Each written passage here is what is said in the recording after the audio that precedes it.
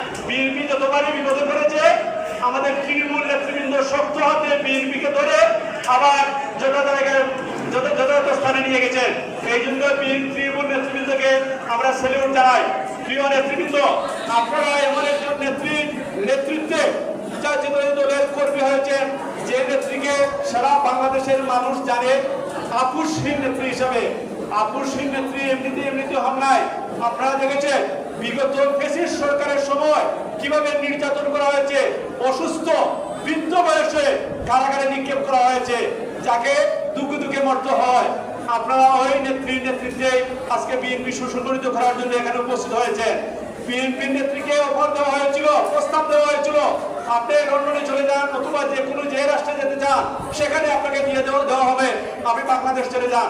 উনি বলেছেন আমি বাংলাদেশের মানুষের পাশে থাকতে চাই, আমি আমার দলের নেতা কর্মীর পাশে থাকতে চাই, নেতা কর্মীকে ছেড়ে এই দেশ থেকে আমি পালাতে চাই না। বিপরীত মুখে আরেকজন নেত্রী রয়েছে যিনি ফ্যাসিস্ট খুনি নামে পরিচিত, শেখ হাসিনা ওয়াজেদ, যার নাম এখন শেখ হাসিনা ওয়াজেদ মানুষ বলে না, বলে ফ্যাসিস্ট শেখ হাসিনা। শেখ হাসিনা কি করেছে? দেশের মানুষকে, তার দলের নেতৃবৃন্দকে বাংলাদেশে রেখে উনি ওনার পরিবার সহ 300 এমপি নিয়ে উনি পালিয়ে গিয়েছেন। আমাদের নেত্রী এবং ফ্যাসিস্ট নেত্রীর মধ্যে কতটুকু পার্থক্য আপনারা দেখেছেন। আপনারা সেই নেতৃত্বে কাজ করেছেন বিধায় বিগত দিনে যত ধরনের যে জুলুম, খুন, হত্যা মামলা হয়েছে আপনারা সেখান থেকে সরে আসেন নাই। আমার এক ভাই সুন্দর একটা বক্তব্য দিয়েছে, আরে ভাই পারিবারিক একটা মামলা হয়েছে, সেখানেও নাকি এখানে এই দলীয় বিষয় জড়িত রয়েছে যে আপনি দল ত্যাগ করেন। আমরা এই ধরনের কাজে বিশ্বাসী নয়। বিএনপি হচ্ছে জনগণের দল। বিএনপিকে যারা ভালোবাসে, তারা আদর্শকে দেখে, দেশনেত্রী বেগম খালেদা থেকে, জিয়াউর রহমানকে দেখে, আমাদের আগামী দিনের রাষ্ট্রনায়ক তারেক রহমান থেকে বিএনপিকে ভালোবাসে। আমরা জোর করে কাউকে দলে ঢুকাতে চাই না। আরেকটি বিষয় আপনাদের কাছ থেকে স্পষ্ট এসেছে যে ত্যাগীরা যেন মূল্যায়ন পায়।